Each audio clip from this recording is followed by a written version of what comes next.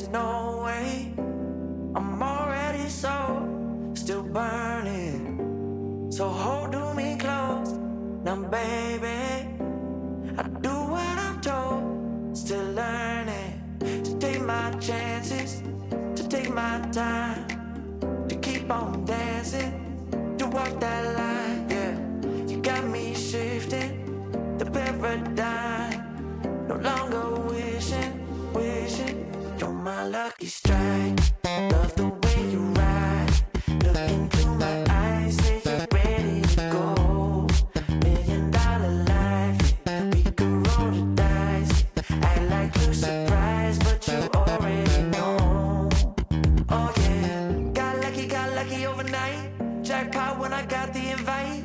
Let me wrap my arms around you, cause I can't go home without you. And my heart just vibe with you, babe. Wanna go sky high with you, babe. Gotta bring you close to tell you that you're my lucky strike. And I got to tell you, if you didn't know, then I got to tell you that you're my lucky strike. And I got to tell you, if you didn't know, then I got to tell you that you're my lucky strike. Cooler than cold, I'm all in. So load up the dice, so heavy. The way that you roll, I'm falling. So I never fall, I'm ready to take my chances, to take my time, to keep on dancing, to walk that line, yeah. You got me shifting the paradigm, no longer wishing, you're my lucky strike, yeah. Love the way you ride, look into my eyes, say you're ready to go. $1,000,000 life, yeah. We could roll the dice, yeah. Act like you surprised, but you already know. You're my lucky strike, and I got to tell you, if you didn't know, then I got to tell you that you're my lucky strike. And I got to tell you, if you didn't know, then I got to tell you that you're my lucky strike. I can't let you go, there's no way. I'm already so still burning. So hold me close now, baby. I do what I'm told, still learning to take my chances, to take my time, to keep on dancing, to walk that line, yeah. You got me shifting the paradigm, no longer wishing, you're my lucky strike. Love the way you ride, look into my eyes, say you're ready to go. $1,000,000 life, yeah. We could roll the dice, act like you're surprised, but you already know. Oh yeah, got lucky overnight. Jackpot when I got the invite. Let me wrap my arms around you, cause I can't go home without you. And my heart just vibe with you, babe. Wanna go sky high with you, babe. Gotta bring you close to tell you that you're my lucky strike. And I got to tell you, if you didn't know, then I got to tell you that you're my lucky strike. And I got to tell you, if you didn't know, then I got to tell you that you're my lucky strike. Cooler than cold, I'm all in. So load up the dice, so heavy. The way that you roll, I'm falling. So I never fall, I'm ready to take my chances, to take my time, to keep on dancing, to walk that line, yeah. You got me shifting the paradigm, no longer wishing, you're my lucky strike, yeah. Love the way you ride, look into my eyes, say you're ready to go. $1,000,000 life, yeah. We could roll the dice, yeah. Act like you surprised, but you already know. You're my lucky strike, and I got to tell you, if you didn't know, then I got to tell you that you're my lucky strike. And I got to tell you,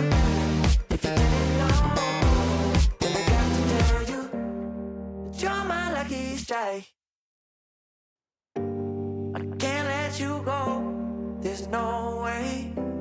I'm already still burning. So hold to me close, now baby. I do what I'm told, still learning. To take my chances, to take my time. To keep on dancing, to walk that line, yeah. You got me shifting, the paradigm.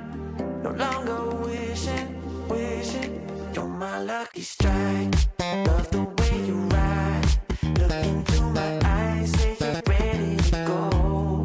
$1,000,000 life, yeah. We could roll the dice, act like you're surprised, but you already know.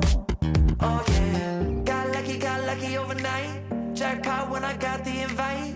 Let me wrap my arms around you, cause I can't go home without you. And my heart just vibe with you, babe. Wanna go sky high with you, babe. Gotta bring you close to tell you that you're my lucky.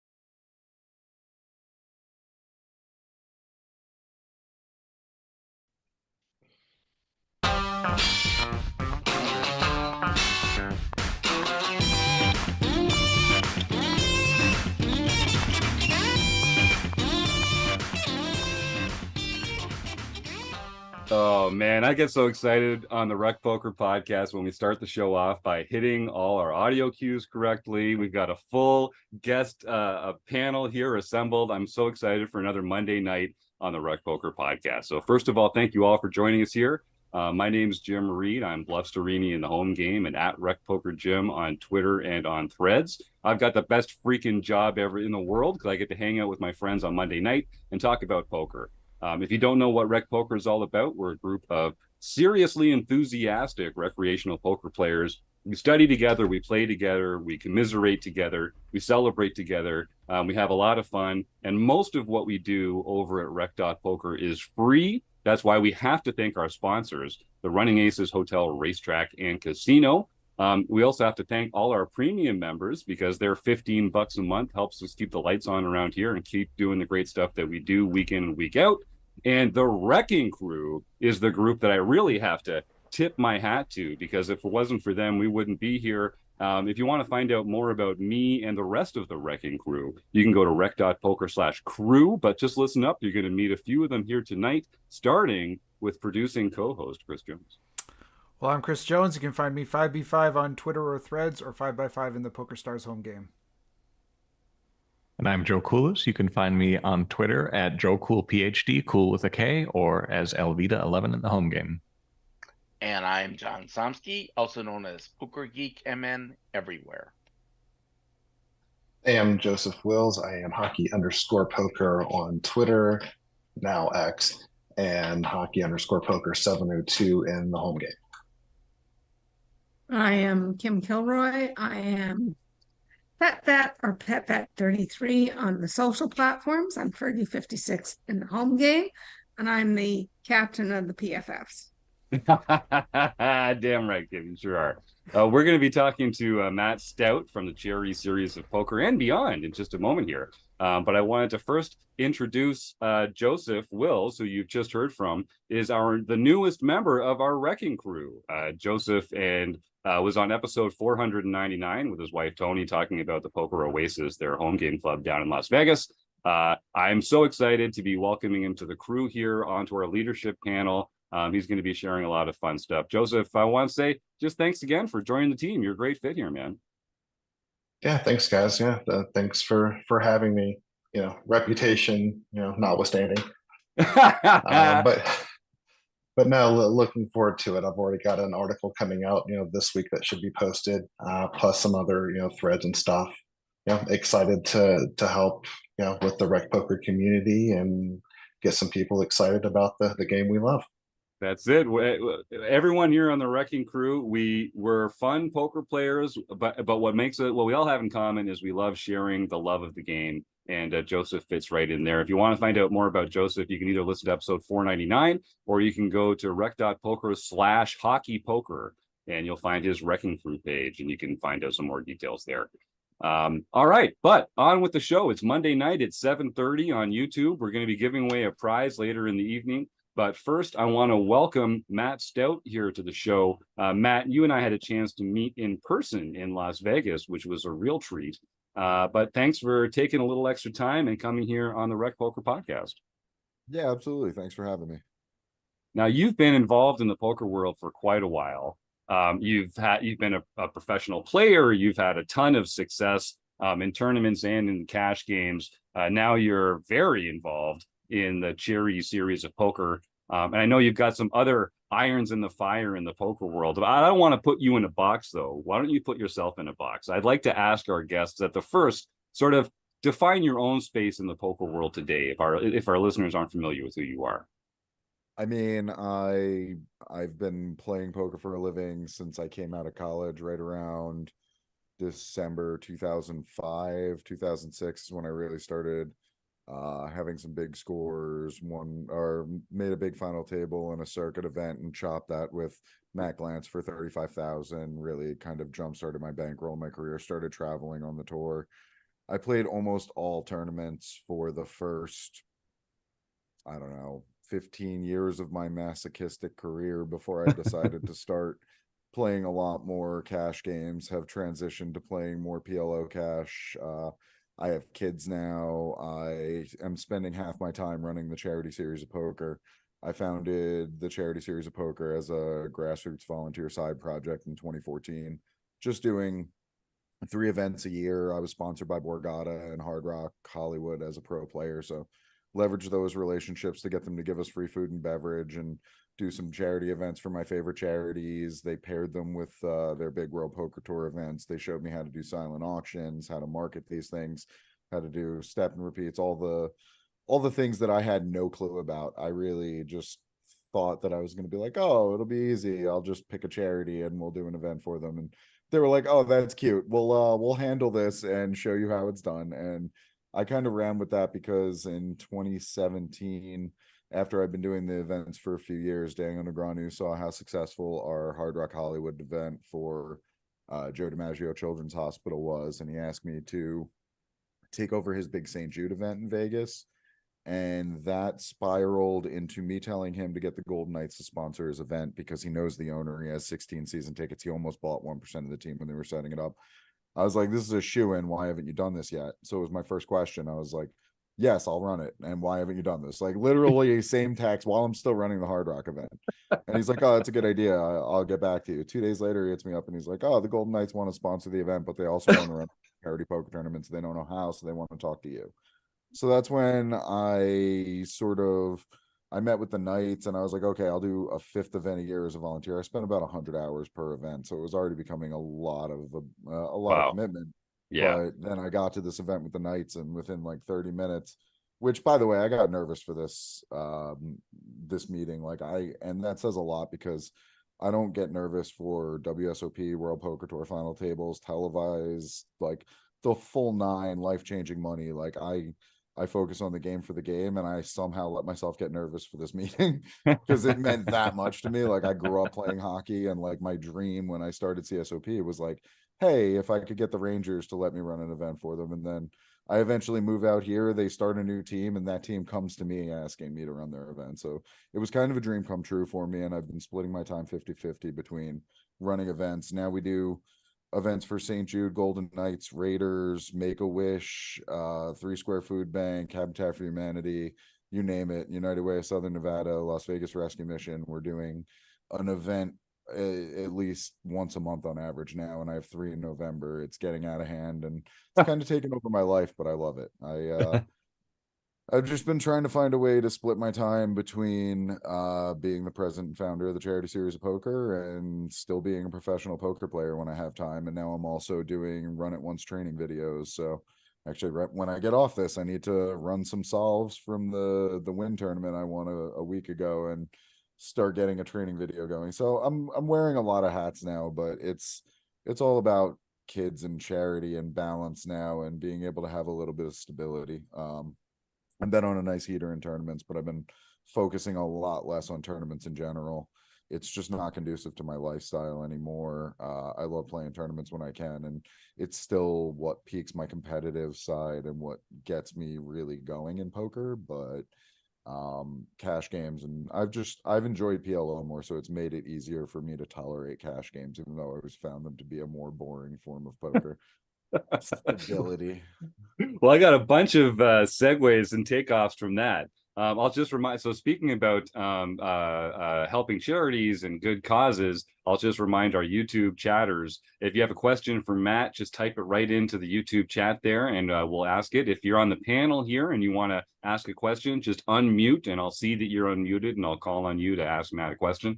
And our YouTube chatters also, of course, we're going to be having our weekly food bank prize, where every week we give away a prize. We raffle something off to the folks here on YouTube, and it goes to support food banks across the world. So we'll get to that a little later on. But Matt, it's great to hear that you've got your heart in the right place for so many of these fantastic causes.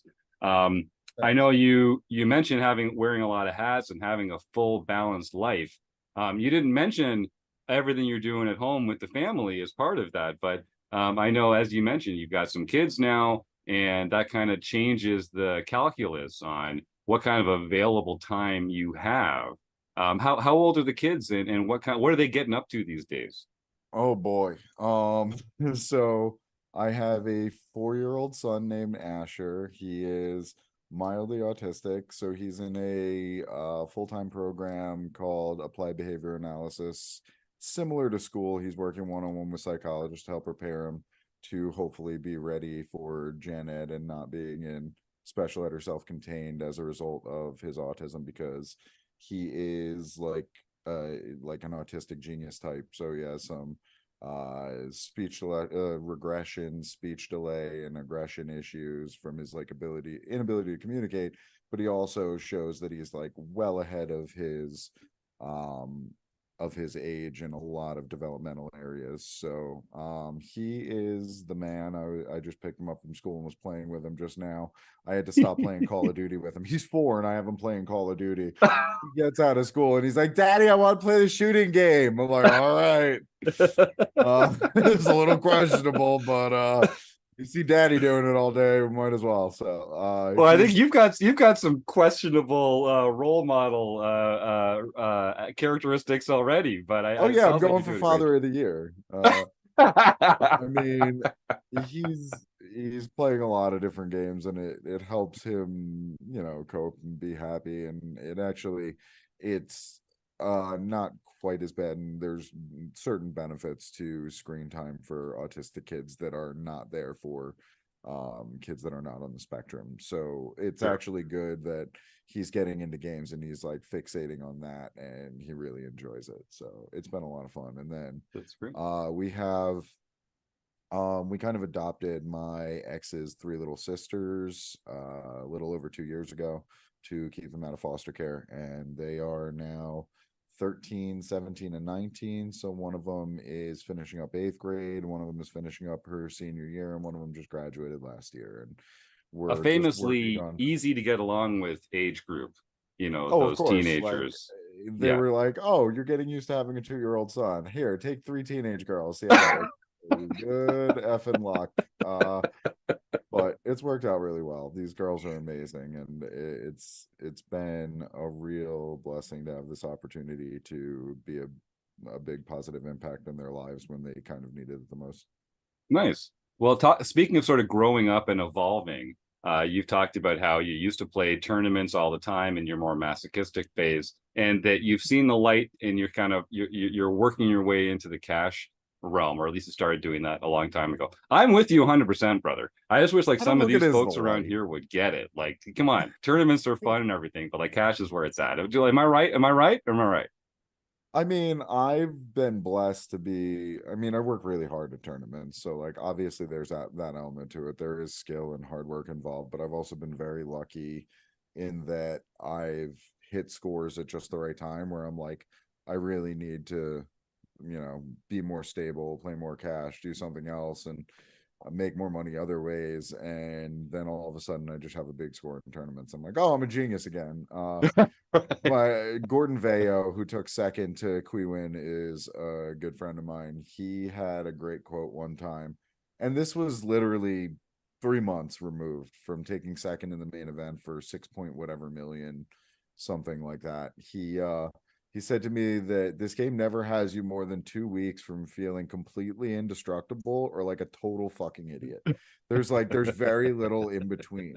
You're either just like where I am right now with my game, where I just feel like I'm unstoppable, or you're in that downswing where there's no way that you can play the hand correctly to win, and you become so fixated on minimizing losses that you don't give yourself a chance to win, and you fall into those negative pattern traps. So it's very true, and it was really nice to hear him say that so shortly after having such a big score. Right. Yeah. He's very self-aware. Joseph, did you have something there? Yeah, no, just on the opposite spectrum. I won't go into the amounts, but I know on the cash game there was a significant loss in PLO right before you started scoring in those tournaments. So I can see the love-hate with the cash game. What was it, 3 dimes? I don't care about 3 dimes. I believe it was, but I wasn't going to say it. But if you say it, that's okay. No, I'm buying in. It depending on how the game is, how it's playing, how my roll is going, how risk averse I'm feeling. I usually either min buy or max buy in cash games with very little in between. So I play the 5-5-10 PLO at Aria because it's like the biggest daily public game that's running in Vegas. Unfortunately, I wish they had like quarter running daily and it wasn't semi-private or private or whatever. We won't even get into that. But the that game is either a 400 or a 2K buy-in for me. But even when I'm buying in like 2K at a time, like if I lose 3 or 6K in a day, that's kind of par for the course. I expect to lose up to 3 buy-ins before I'll call it quits. And it doesn't rattle me. I mean, I've been doing this for a living for 18 years now. I mean, you start to get to the point where you manage your bankroll properly, you manage your emotions, your expectations, you focus on what you can control, and you just sort of start removing the emotion from it completely. And that actually goes both ways. A lot of people think about just trying to remove the negative emotion associated with downswings, but it's actually important to not let yourself get on too much of an emotional high when you're winning either. And like, I'm not going crazy spending right now because I know the next downswing is lurking around the corner. I have 4 kids. I have some serious stuff to worry about with the 100 grand that I just won. So it's also just making sure that I don't get on too high of a high so that the absence of the serotonin from these wins isn't going to lead to depression later when I go on a downswing. Great point. That's a great so point. There's a lot to be said for realizing that you need to manage your emotions, your expectations, and the way you view the game, even on an upswing, because a lot of people just get on cloud 9, and that's going to make it harder to deal with your downswing when you don't get to be on cloud 9 anymore. Yeah, I really like the way that you talk about it, because when you start thinking about it in terms of buy-ins and big blinds and not in terms of dollars that can get spent elsewhere, it's just realistic to expect every once in a while you're going to lose a few buy-ins. Every once in a while you're going to win a few buy-ins. Those are going to be the higher variant sessions that you play. And if you're bankrolled for the stakes that you're playing, you really shouldn't sweat it. It should just be the tools that you bring to the table, right? So I think that's the right way to think about it. Yeah, and realistically, I mean, Joseph thinks I'm thinking about it as a negative 3K session, but in reality, I went in and put 3 hours of work in at my typical hourly rate. I know what my hourly rate is. I keep very good records. I know that I made hourly rate times 3 that day. it just wasn't reflected in the variance of the day, and that's Mhm. fine. But Mhm. I know what my expectation is in that game over 800-900 hours plus of keeping very meticulous records. So I know what I made in the long run that day, and that's all that matters. I went and put in the work, and I made the best decisions I could, and we're going to live with the result. I also run Chris, it once. No, go you on. no, you also run it once, please. Yeah. And Yeah, I mean, that was the other thing is like I was having this conversation with someone today who was talking about not wanting to play PLO instead of No Limit because it's so volatile. But I was like, as someone with a tournament background, I've gone on 3 or 4 lifetime downswings of a 250,000 plus. So, oh yeah, I mean, I was backed for a lot of it, and I know how to like manage it. I have a lot of my own action for mid stakes, and then I'm backed for when I play 3500s and 5Ks and all that. So I know how to manage it and make sure that I'm not going to put myself in too tough of a spot. But it's still it's still funny because people talk about variance in cash games and are like, oh, PLO and running at once, and I'm like, I have downswung a maximum of like 15 or 16K in that Aria 5510 where I'm often buying in right. 2K at a time. That is 8 buy-ins, and even if we measure in the min buys, when I buy in 400 at a time, that would still be 40 buy-ins. Like, it's comically low variance, even running at once, even playing PLO. Like, when you compare cash to tournaments, there's absolutely no comparison in the variance. Yeah. And Chris, you I've had like, something there? Oh well, I just wanted I had a question about sort of the charity series a little bit too, Matt. I was kind of curious about, um, you know, charity tournaments have to be sort of have to function like a good solid poker tournament, but they have to sort of be appealing to people who maybe are just coming to support the charity. They might not really yeah, know even how to play poker. And I'm wondering about what are some of the ways in which you think like are the best ways that a charity game can be set up? Like what are the best ways all to right. make it sort of all inclusive? Cool. I'll give you the two basic models that we use. One is our smaller typical events, and one is the big scale St. Jude type event that we just did at Resorts World. So, our basic event, we have a 60 to 90-minute reception, which is silent auction and cocktail hour. We display all the silent auction items, give people the opportunity to buy 50/50 cash raffle tickets, bid on silent auction items, grab drinks at the bar, have past appetizers, and then we have the MC, thanking the sponsors, talking up different things on the mic. Then we just get into a turbo tournament, 15-minute levels, 10K starting stack, traditional rebuy structure. So it's usually a $300 buy-in that includes your silent auction and cocktail hour ticket, and it includes your initial chip stack, and you can do one rebuy right away when you sit down to get another 10K and buy your stack up to 20. You can't rebuy it. You can only do 2 buy-ins at a time. So if you get felted, you can do a double rebuy. If you get back down below 10K, you can do a single rebuy. We do that for 2 hours and 8 levels. We play 10K starting stack, 100, 200 through 800, 1600 in the first 2 hours. And then during the first break, we give you a chance to add on. We'll do double chips, and it's $100 for 20K, 200 for 40K, 300 for 60K, and then we close registration. We do a prize. There's a trophy and a $500 Lake Las Vegas Water Sports gift certificate, or a cash prize for whoever does the most number of rebuys, as well as the chip leader, so that we incentivize action at both ends of the spectrum and make sure that people are really going after it during the rebuy period and setting the tone. So, and that's the most fun part, is just hearing everyone screaming rebuy, it's for charity, rebuy. We had a table that for 3 Square Food Bank one year, the whole table was all in blind the first hand. Oh, 9 that's great. people, $300 a piece, 2,700 in the middle, just immediately all in. Everyone's like pulling out their wallets. They're like, oh, it's for the food bank. Here, let's get the hundreds ready. So that's just a really fun, enjoyable vibe. It's not like normal poker tournaments. It's everyone kind of goes in expecting like hats and sunglasses and everyone being serious. And even like World Poker Tour champions and bracelet winners are like 7 drinks deep, like cash out on the table, just all in blind. It's hilarious. Chance is one of the best for that, and Anthony Zeno. They both show up to a ton of events. Joey Ingram's been coming out a lot too.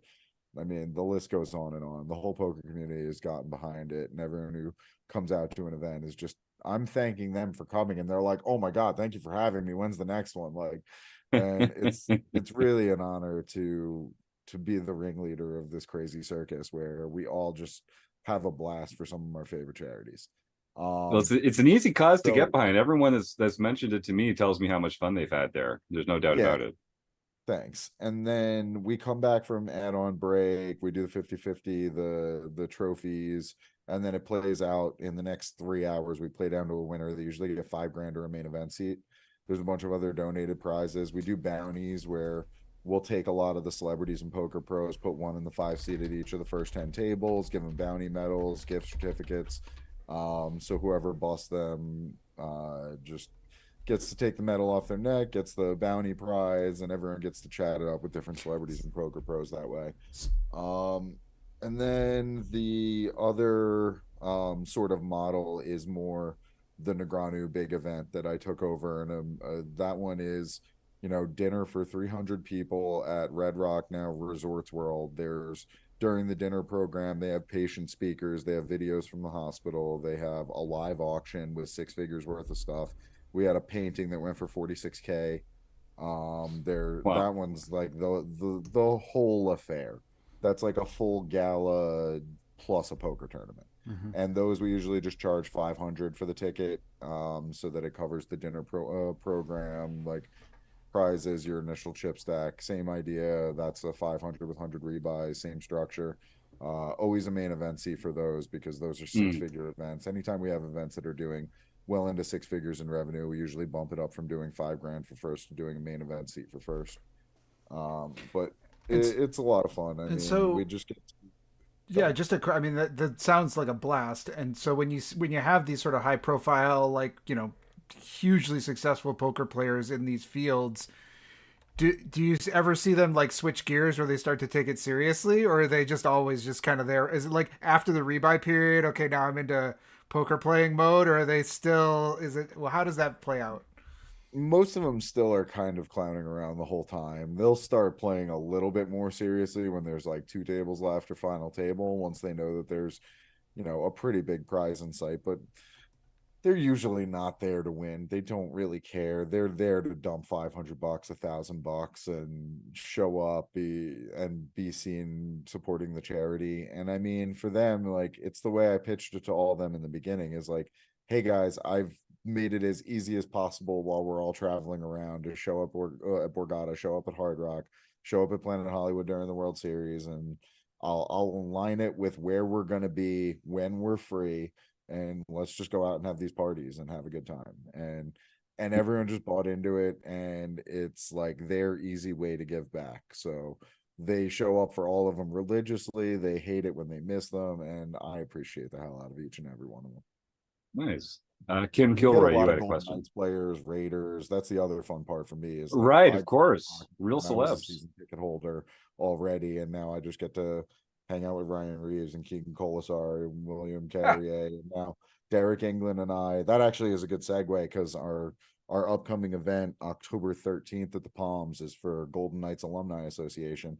I've been hanging out with Derek England, former unofficial captain, the original unofficial captain of the Golden Knights. They didn't technically have a captain, but it was definitely Derek after the impassioned speech he gave during their home opener about the October 1 shooting. And that was really emotional and very crazy, weird timing for us to start an NHL franchise. And he gave a really powerful speech about how, like, Vegas is his hometown, and it means a lot to him. His kids were born here, and how the team was going to do everything that they could to help the town rebuild and heal. So it's been really an honor working with him. Showed up for my first meeting with the Alumni Association. It reminded me of my first meeting at Borgata when I got signed by them. Like, show up for an afternoon meeting, and we just start ordering pints on pints on pints, and it's like no one's even eating. I show up for lunch, and they're just like, no, we're just drinking. I'm like, all right, this is going to be fun. Let's go. This should be a good event. Yeah, that's bringing a I had to fun turn him mindset down to for a it. third pint. I was like, guys, I got to drive. And mine's an 8.2. Like, I'm good. That's awesome. Kim? Yeah, I may or may not be asking for a friend. How do you choose the charities that you support? And do Reach they out have to to me if go there's through a some sort of if you have a charity that's effective and legitimate and has the following and the ability to get people out for events, get sponsorships together, I have the whole recipe. And we just charge a small flat consulting and management fee, and all the proceeds go to the charity. We don't take a percentage or anything. So it's definitely something we can discuss. It comes down to like vetting the charity, making sure that we can make the event a success, and then we'll run it. and are Awesome. they all held in Vegas? Nope. We've had events in Florida, New York, New Jersey, California, Nevada. Trying to think. I feel like there was one other state that I'm forgetting. I see a lot of the events are in Vegas. Are there logistical challenges for you having these events in other areas? Like, is there a traveling team? How does that get handled? So usually so with California, it's easy because there's a company out there that I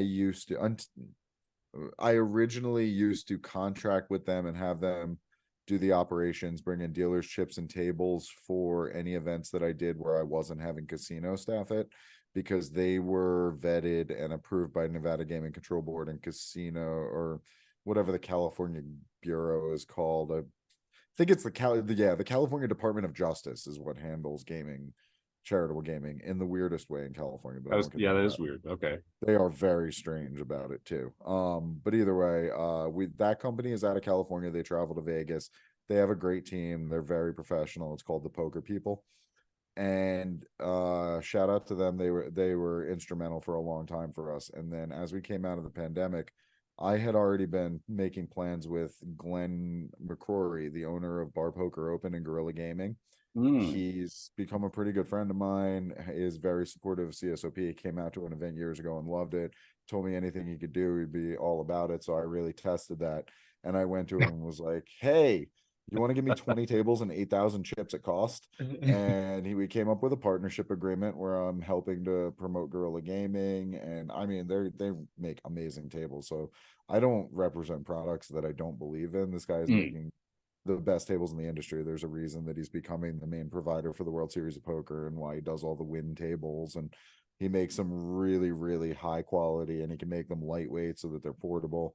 That was the key for us. Like, he's done all the Bar Poker Open stuff. He's been traveling around with tables and trying to figure out all the logistics behind that, just like we were going to need to do. So he's become an invaluable asset in vertically integrating, getting all the equipment we needed to vertically integrate, having our board of directors be able to pay for it all so that we pass the savings along to the charities. The charities pay us $200 per table to staff it, pay the tournament director, pay the dealers, instead of paying $35 to $65 per person, which is $300 to $600 per table. Yep. So that offsets our consulting and management fee almost completely in most cases. And then we also donate 10 or 15 grand worth of tournament prizes and silent auction items that my network just happily donates for every event. I mean, we have 2 glass seats, like literally first row on the blue line for the Golden Knights in each of our silent auctions, hotel stays at Aria, Brad Garrett meet and greet and comedy tickets, restaurant gift certificates, strip club bottle service packages. Like it just goes on and on there. And then every time one of the Golden Knights players shows up, we just get a ton of pucks, have them autograph all of them, keep them in storage, do one per event. So whole bunch of autograph pucks, bunch of other fun stuff in the silent auction each time. Nice. So a lot of different ways that we've learned to help streamline it, make it as effective as possible, save the charities money, make sure that we have a really good time and make it a really good fun event for everyone, but without breaking the bank, and while making sure that all the money actually goes where it should go. I mean, our events are usually 20 to 25K. The smaller events, the non-dinner program and all that, it's usually 20 or 25 grand in expenses, including 5K for the first place prize and 10 grand or 5 to 10 for that, and 5 to 10 on the food and beverage and all the other incidentals and stuff that go along with running the event. But we've really streamlined it to where we're not wasting money on anything that doesn't need to be done. So Glenn at Guerrilla Gaming has been absolutely unbelievable and super helpful in this process. And we now have gaming clearance to run our own operations. We don't need a casino staff. I actually Amazing. I had a weird miscommunication with Resorts World because their events team was handling this, because we have like, dinner for 300 is like a $50,000 food and beverage bill. So, Right. I mean, that event, we did 750K in revenue, but obviously it has plenty of costs involved in it. That event, the whole, like the catering team and the events team was handling it. So poker wasn't really that looped in, and St. Jude planned on having us run operations the whole time, because Red Rock tried to charge us 65 per person and we did it for 200 per table last year. So St. Jude was all about having us run ops. And we had a miscommunication, and Resorts World thought that we were balking at their price, and we weren't worried about the price that they wanted us to pay their dealers. We just wanted to have control over the operations and control over the pricing. So I actually had to go to Leon Wheeler, who runs the Resorts World Poker Room, with an olive branch and hire some of his dealers and offer to get them involved and like be like, look, this was not that we minded paying your dealers that price. It's like, we're good at this. We run our own ops and we want to be able to save our charities money. So I wanted him to realize that I wanted it to be a cooperative effort between us, where we highlight their poker room, we're featuring their poker room. We can bring in some of their players from their big game there. They have an 8160 mix game. And I mean, if any of those players want to come in, we're happy to have them. So I tried to make sure that he knew that it wasn't, there shouldn't be any hard feelings. I don't want to work together for the benefit of the Right. hospital with him on this. It shouldn't be something where he feels slighted or where we didn't want them involved, because we do want them involved. They run a great room, and we're pretty good at what we do and trying to make sure that we pass along all the money that we can to the charities. And he loaned us tables. We hired some of his dealers. It was nice. He was very helpful in the end. Well, and the poker world, I'm learning more and more, it's a small world, and it's a world that wants to help. So, there's a lot of friends for a good cause like that. And you want to sort of maintain that positive attitude with a lot of those people, of course. Yeah, there's a lot of amazing people in this poker world. The other note was that in casinos they have to have cameras on it, but we're also authorized to run events without camera coverage for as long as it's charitable gaming only. Amazing. So we do like full restaurant buyouts. We take over Sterling Club, a private members only club at like a really exclusive high-rise condo complex in Vegas. And we have different venue deals built into. We got like ridiculous food and beverage minimums. We've haggled them over every little thing they tried to nickel and dime us on. We've bought all the AV equipment we need to not get banged out by Encore. I've learned all the tricks. They tried to charge me $1,600 for 2 wireless mics and a headphone jack to plug an iPad in to run our playlist. They're like, oh yeah, $1,600. I sent them a link to an Amazon thing with a 2,000-watt 2-speaker setup, 2 wireless microphones, and the full soundboard. And they were like, I was like, will this get the job done? He's like, yeah, and then you'll just have to pay us $150 to run electrical. I was like, done. So now we own the equipment for half the price that they wanted for a one-night rental. Yeah.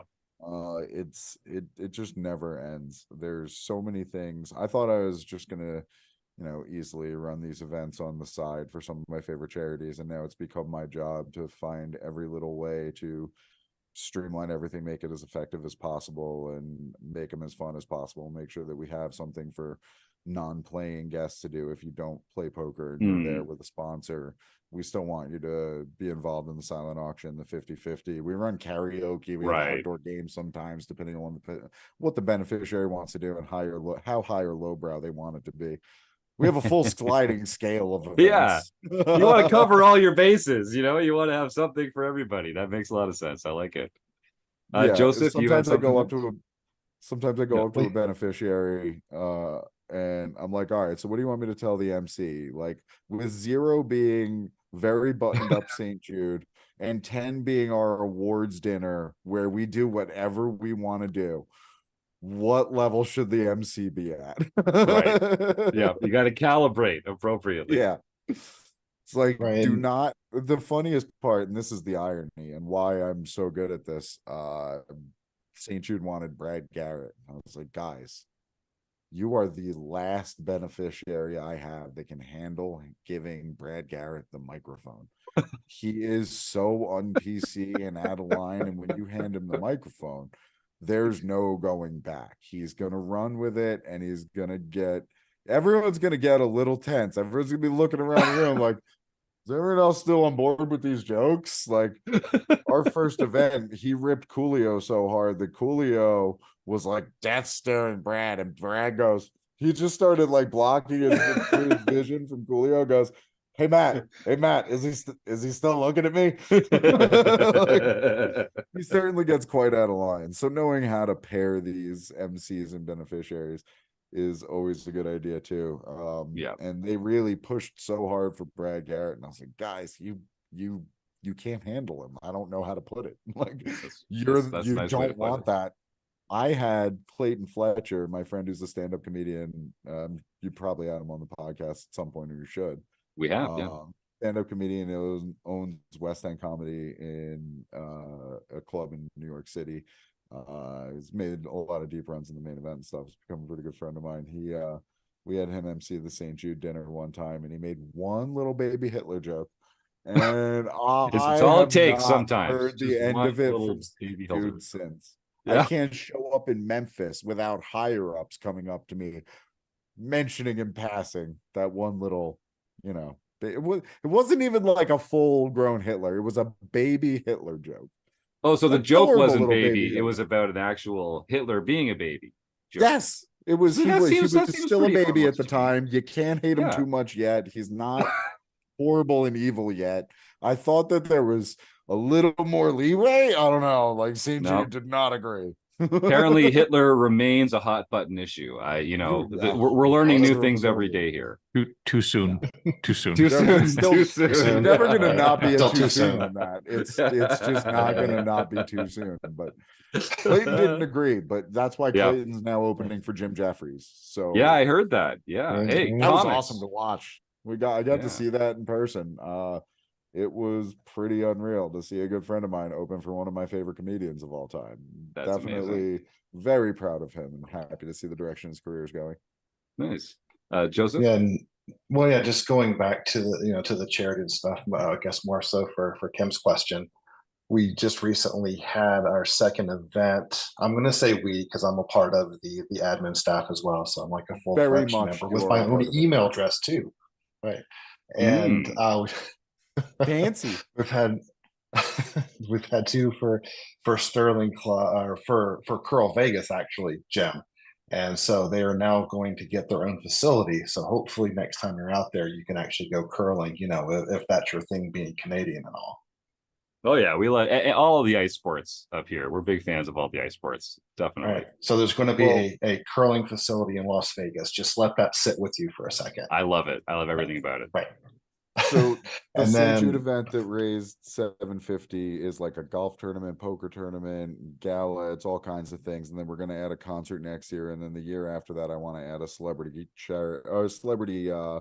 hockey tournament. So we'll really get the Canadian contingent in then. Yeah, that's right. We'll Go take on, it. Joseph. Were you done or? But were I you... just back to Chris's question about a lot of the high profile poker players. Like a 30-second story. My first CSOP last March was in Vegas for 6 weeks, all bright eyed, bushy tailed, whatever. Sitting down at CSOP and Dutch Boyd sitting on my right. And deer in headlights look, like holy crap, I remember watching this guy in 03, 04, final table, whatever.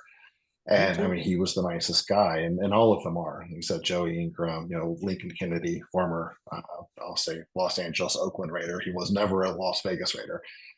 And so all of them, yeah, it's a great event. Even if you're learning how to play poker, it's still fun, and it's a fun environment to learn how to do so. You can get a little crazy with all with all of the action and the rebuys and all of that, but it's a fun time. Thank you, Joseph. I appreciate that. And Yeah. Joe Cool, PhD. Oh, sorry, Joseph. Do you have a follow up there? Oh no, no, that was it. Joe Cool, let's jump in. So I just want to point out to the listenership that Matt is being very uh, humble about his abilities in terms of this project. As most of you know, I do run my own foundation and have tried to put together events such as poker events and karaoke events and the like. And it is a crap ton of work to pull it together. And he kind of glossed over something that I think needs to be brought out is that when you're doing charity work, everybody presumes that everybody starts cutting their costs and saying, oh, yeah, it's a charity, so we're going to make it easy for you. And we won't. They do not. And in fact, a lot of times I think they actually look for people doing charity events to charge a ton more because you're kind of stuck. I've gone to hotels and they have said, well, if you want alcohol, we get the money from the alcohol and you got to pay us in order to have the bartenders there. I don't quite have the leverage that Charity Series of Poker, so sometimes I've had to give into that. But I do think that, when I saw that you were coming on, I really wanted to say that you're really doing yeoman's work to raise that much money. And I don't know the finances, but those big organizations are not going to go to places that are going to cost them too much because they know what the deal is. So kudos to you, man, for the work that you do. Thank you. The question I do have, though, is so for silent auction, this is a little bit in the weeds, and if it's not something you want to talk at length, I can certainly take it offline, but it's like, how do you maximize the in-kind events or the in-kind donations from a variety of sources, because that helps to maximize a lot of the income that you get at particularly silent auctions, or to draw in people who may not be interested in whatever it is that you have to entertain them. No, that's a great question, and honestly, it's one of those things where it takes a lot of time to get the wheels rolling and get people to believe that what you're doing is, legitimate, effective. There's people that are given a bad name to charity events. There's a lot of charity events where they're like, oh, the dirty little secret is like these charity events don't make money, and they're just everyone trying to spend some money to look good, and it's awful. I've worked really hard to try to make these events as effective as possible, and one of the easiest things to do, because especially when you're working with a lot of different beneficiaries, and my role is to try to go and say, hey, I want you to support every organization that I agree to support, but I promise to vet them. And it's a little tougher to get them to give cash donations. But as you go along and build your network and tap into, this person knows this person with this business, you can get $100 gift card from this guy's restaurant. You can do, this guy will give a free product that doesn't cost him much. You just build this network of people that want to get involved. They want to help out, and you just kind of build a spreadsheet. We have multiple spreadsheets. There's a info sheet template that it has like several tabs. One of them is the prizes tab, where I have a giant section highlighted in green of all the stuff that's pre-committed for every event. That's all the stuff I was mentioning earlier. There's a section that's yellow that we have to confirm event by event or go try to pick up or see if we can get them involved. But it's just building that network, because there's a lot of businesses that are more than happy to have you showcase their product, list them as a silent auction sponsor. They give you like a $200 item as an in-kind donation, and that's so much easier for them to give cash every time that you're running an event. But someone else is going to come along and buy that product for $100, $150. They're going to get a discount off retail value. You generally expect to get like a little over half of your fair market value in a silent auction overall. I mean, certain items tend to do better. Restaurant gift certificates, sporting tickets. That's another thing to think about. A couple avenues to go in terms of, you want to build a committee for your event so that you can tap into a lot of people's personal networks. You want to focus on companies that have very high fixed and low variable costs. So like restaurants have to pay a lot for every plate that goes out, so they're tougher to get big gift certificates from. But my friend owns Lake Las Vegas Water Sports. They have kayaks, paddle boards, flyboarding, all kinds of stuff like that, where he's going to have to pay his staff. He already owns all of his equipment. The variable cost of a $500 gift certificate going out costs him $50 maybe in upkeep and gasoline and stuff. it's so much easier to get those to on board to give you like a higher dollar amount. He literally made the mistake of telling me that I had an unlimited budget to give out their gift certificates. So we definitely do. We're practically handing them to you when you walk in the door for our events. It's like, hey, you won a bounty prize. Hey, you won the chip lead. Hey, you took seventh and you didn't win anything else, but here's part of your consolation prize, like a restaurant gift certificate and go try flyboarding. So getting a lot of those items and just building your network it's a process. And I mean, honestly, that's one of the things Joseph can attest.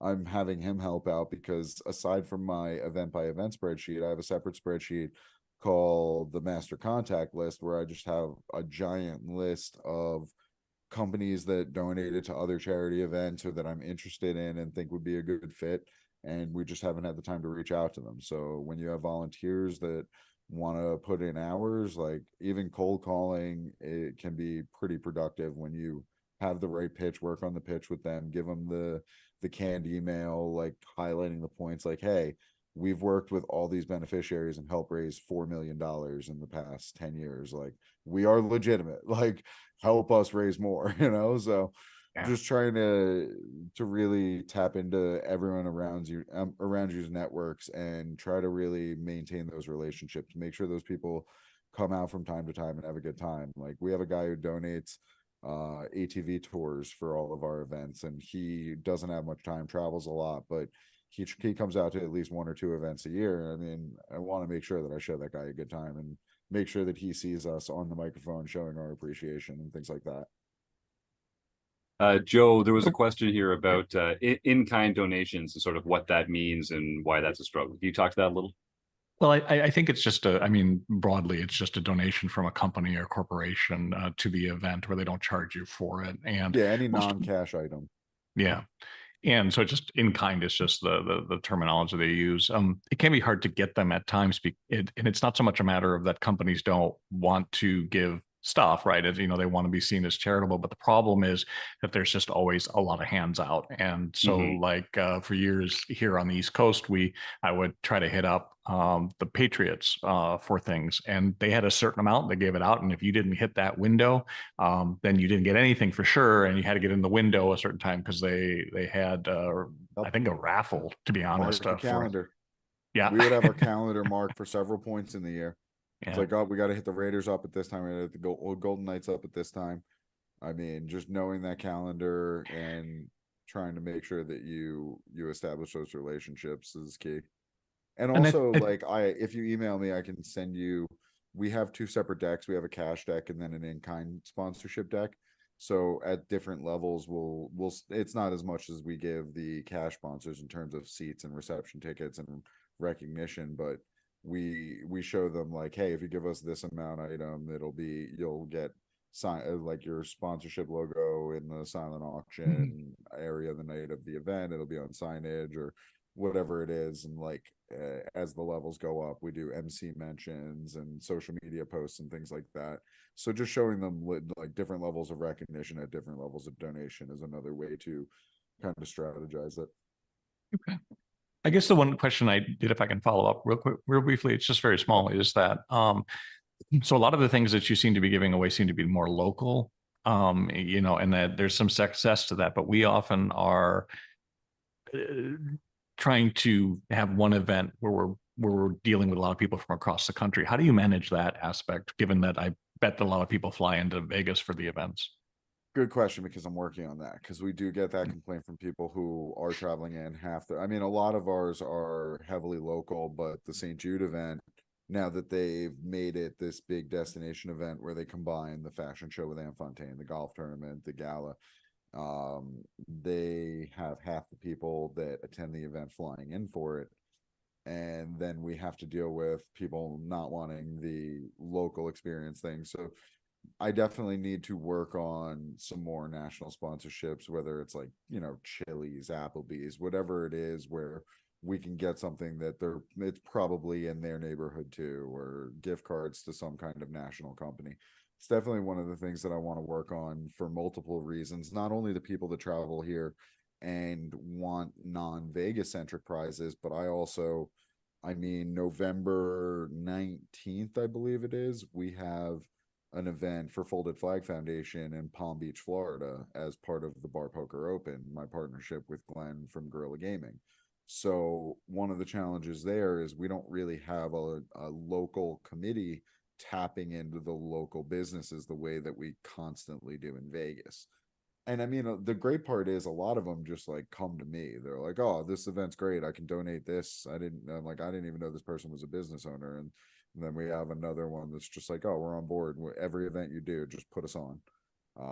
And that's definitely a great thing to have. But working on the national thing will make it easier for me to go to different venues, different regions, and still have a nice selection of items that are still going to appeal to people. I'll let everybody out of the weeds from these interesting things to me, but thanks for all the work that you do. It's great. I know the efforts that you put in, and you have my respect, man. Yeah, man. Thank you. I appreciate that. Anytime you need some free consulting, hit me up. I'll send you our decks. I'll send you whatever you need, help you kind of copy our model. I appreciate that. We could try That's to partner awesome. if we can make it big enough, and we can make it worth us flying out and doing all that. And that was kind of the answer, is like, outside of this gets back to one thing that I talk so much that I forget the question by the time I'm done talking. I get sick of I get sick of listening to me too, so don't feel bad if you do. But we usually are partnering with casinos outside of here, but now that I may start doing more in Miami area and between Palm Beach, Hard Rock, Hollywood, and 11 nightclub in Miami, is one of the owners is a friend of my vice presidents, and I work out of a digital marketing and advertising agency now. So we have a web team, graphic design team, social media and email management team in-house, and they do the marketing and everything for 11 Vodka, their vodka brand for that club in Miami. So we might be doing some more stuff with them as well. And I think my goal is to have our next set of 20 tables be sitting in storage in Miami waiting for South Florida events. And then just as each region grows, we can do that. But in between then, like right now, St. Jude wants to do national expansion. We're working on doing Hard Rock, Hollywood. You're probably going to see a St. Jude Sherpo CSOP August, the night before their 5K main event. So if everything goes to plan, that will be a thing. I already went and introduced the guy who runs their Miami office to Bill Mason, who runs Hard Rock Poker, and everything looks good so far. So we're optimistic. Nice. And from there, we're going to start doing more St. Jude events and more markets. And we're just going to work on ones that have casinos for now, so that I can have them run the operations as long as they're amenable partners. And Joe, one of the other things I wanted to touch on was the haggling with venues. I have an interesting leverage point, because I didn't realize this at first until I was haggling with a venue once and thought of it on the fly. And I was like, just so you know, I get paid a flat fee. Like, how much you charge is not going to impact my bottom line whatsoever. I'm already working for way too little. I don't care. What I'm doing is trying to pitch you as a venue to my beneficiary, and the lower you make these costs, the more attractive you'll be, and the more events I can book there, and the more celebrities and big name poker pros I'm going to bring. And they know how much it helps to have the Sterling Club being posted about by Keegan Colasar and other Golden Knights players, and having celebrities show up. And I mean, even the Palms, when we do events at the Palms, like this Golden Knights event, I already got an email from them like, hey, can you send the guest list, because our executives want to know what celebrities are going to be there. Like, so they know that there's different benefits to them, even when they want to pretend there's not. And it's been a fun haggling thing for me, making them realize that I'm not fighting for me, and I'm fighting for them, and I'm on their team. And it was a whole paradigm shift, and it got them to really cut the numbers for me. So Do you think I can count Jim and do you think I can count Jim and Chris as celebrities if I invite them to my event? The biggest of them all. I mean, no doubt. We will find different ways. You can always find ways to add value. I mean, it goes back to how to win friends and influence people. You have to be remembering to look at it from their perspective and try to explain what's in it for them, even Yeah. with charity stuff. And that's what I learned. Like, you think that, like you said, like, people think that everyone's just going to be amenable to trying to help charity, but you run into a lot of roadblocks. You run into, ooh, I don't know if I want to get into it, but having one of the largest organizations in poker threaten to send you a cease and desist for the name of your organization, but bluff catching that anyway. You run into foes that you wouldn't expect sometimes, and things that you wouldn't expect to happen, and spite from directions that it shouldn't come from. And even when you're not, like, they're not trying to be as helpful as you would like them to be, but you can definitely you can find the leverage points, and you can find the ways that it benefits them, and try to pitch it to them in a way where you're going to make sure that it's a mutually beneficial relationship. Listing them as a presenting sponsor, putting them on the step and repeat, posting thanking them for sponsoring, even if it's just cutting their food and beverage minimum, not waiving a venue fee. Like, we get really low food and beverage minimums, and we're not getting banged down on too many venue fees or unionized labor costs. And, like, I've worked very, very, very hard, and I choose my venues based on that, and they know that, and that's been my leverage point. Nice. Well, I know we're coming up on an hour, Matt. I'm going to give folks one more chance to type any questions into the YouTube chat. They have any last questions, and here on the panel, we're got to get our man back here to COD with Asher. So, and I want to say I'm excited because, Matt, you and I have been talking offline a little bit, and we're going to be offering some seats to some charity series of poker events coming up in the next little while. We don't need to get into any of the details now, but it's a cause that we are very excited to be supporting. There's going to be some RecPoker prizes available to some of your participants and that sort of thing. I would just say sort of watch this space and see what kind of fun we can have. But if anyone wins a seat to a CSOP event, there's an understanding that the rebuys are mandatory. All right, there's going to be you're going to have an opportunity to donate some of your own hard-earned cash to the event, and I'm really looking forward to seeing how that comes. It's October 15th, I think you said, was the 13th. Next one coming up. 13th, great. Yep, and, palms. And we'll be putting some information about that in the show notes here. Joseph, was there anything you wanted to jump in with before we go? No, just Friday the 13th. What could go wrong? Yeah, there you go. A little The next event. spectacular. I love it. Right. Thanks for the optimism. That's what I need. That's right. Anytime, man. Love you, Matt. Well, Mark Prashon is here in the YouTube chat. That's right, the Mark Prashon, website Mark himself, and he doesn't have a question so much as a comment. Play cash to take shots in tournaments. Yes, sir. Exactly. That's how I do it anyway. Go make a bunch of money all year playing cash and then go blow it all off bracelet hunting. And I also want to just say my own mother, Martha, for some reason is having trouble typing in the YouTube chat, but wants to let you know. So I'm getting text messages. A very interesting guest. Sorry that I couldn't chat. And then she says, "Love you," but I think that's for me. So maybe I'm just gonna. Yeah. Well, we'll get her down to Vegas. Phil, it might be for Phil or It's you. It seemed like it was yeah. about me. I'm just saying, Jim. We're really, I mean, it's all over the place. All right, well, this has been really fun. Matt, if folks do want to get in touch with you to get more involved with what you're doing, or to get to donate some prizes, or to get to find out how to buy tickets to some of these events, what's your preferred way for people to reach out to you? Email me, matt@charitySeriesOfPoker.org. All right, we'll put that in the show notes as well. If there's one thing that our listeners can do to support your cause, what would that be? Show up and fire off rebuys. I mean, yeah, we really just need bodies in the seats supporting the cause. People that are high energy, have a lot of fun, want to play the game and enjoy it and support some good causes. I mean, we definitely need the people to show up. We can only we can only plan the circus. We need the clowns to show up. That wouldn't be the first time that our group in particular has been referred to as clowns. I kind of like that idea about it. So look forward to that. There's one more question in the YouTube chat, and Matt, we didn't get to talk any poker strategy at all here. We'll connect offline. Maybe we can have you back 1 week to talk on our forums edition and get into some of the poker strategy. I'd like to reach into your brain and extract some of that. But this question from K Poker Wannabe says, "Can you please tell me if the Leafs are winning the Stanley Cup this year?" I hope not.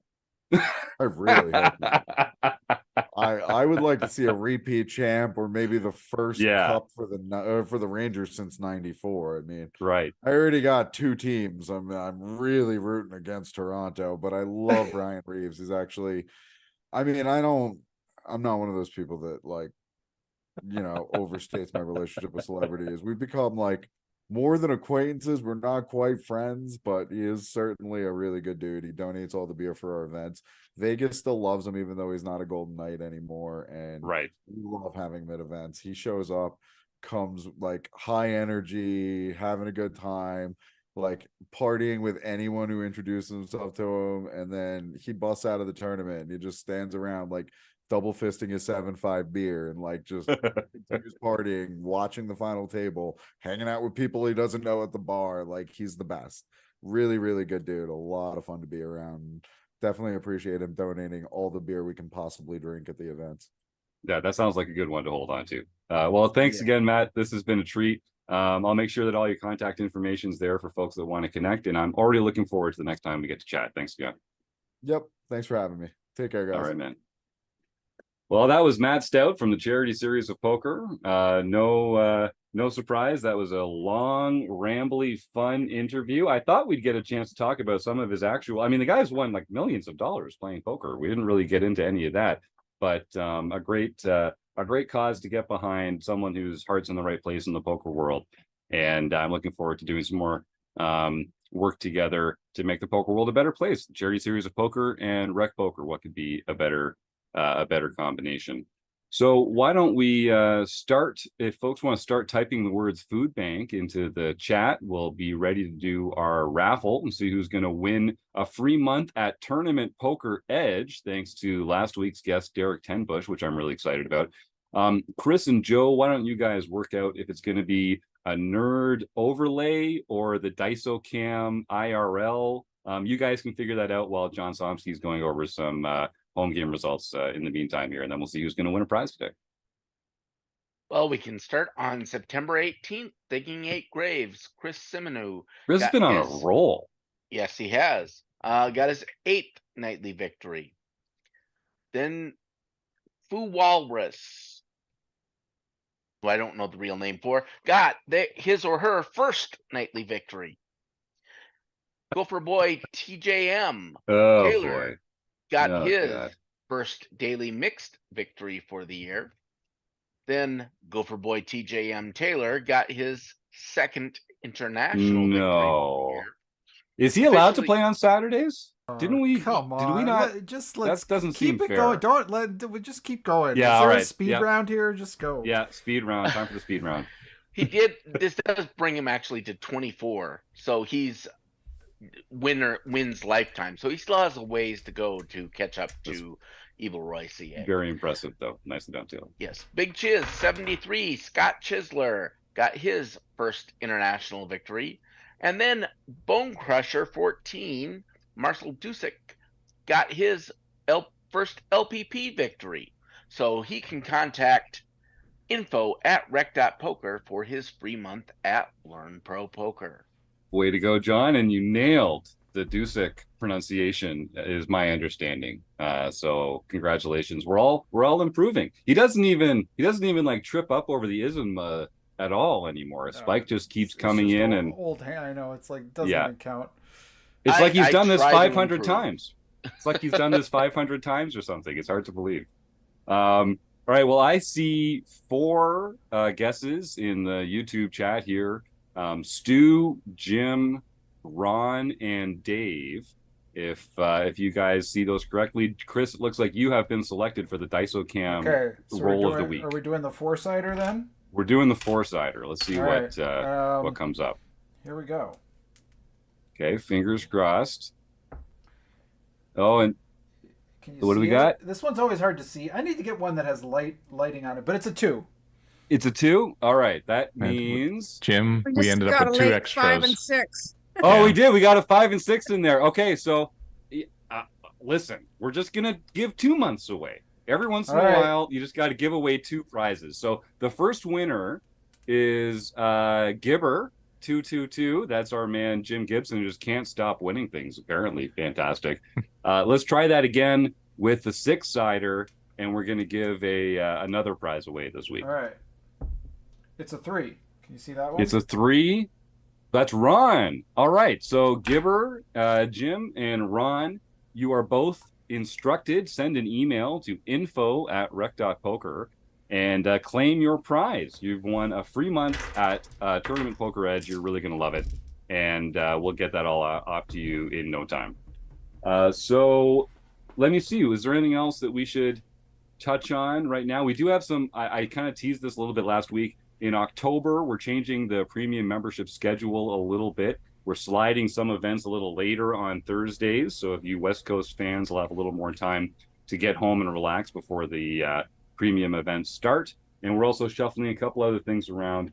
But if you ever have any questions about what we're doing here at Rec Poker, or you want to get more involved, or you want some answers, just send that email to me, jim@rec.poker, and we'll get you all sorted out. But I really do encourage you folks, head on over to rec.poker/crew and see all the different friendly faces here on the Wrecking Crew. Everyone on that page wants to be a resource to you in some way, whether it's through coaching or just like pointing out resources for you to use or just talking poker. That's a group of well-intentioned folks that just want to make your poker life a better, brighter, more fun place. So I would encourage you to go and check that out. Any other comments, questions, concerns? I know Chris has to run out of here. If you're a premium member watching this live, you get to go start the deep dive, the monthly deep dive this month. So I will thank Chris, of course, for all the work that he does around here. John, Joe, Joseph, and Kim, we couldn't do it without you here on the Wrecking Crew. Of course, the support of the Running Aces Hotel, Racetrack, and Casino. Check out their Hallow Stream event, October 18th to 24th. And you, the listeners, we wouldn't do it without you either. So thank you. See you again next week. I hope everybody have a fantastic time. Yeah.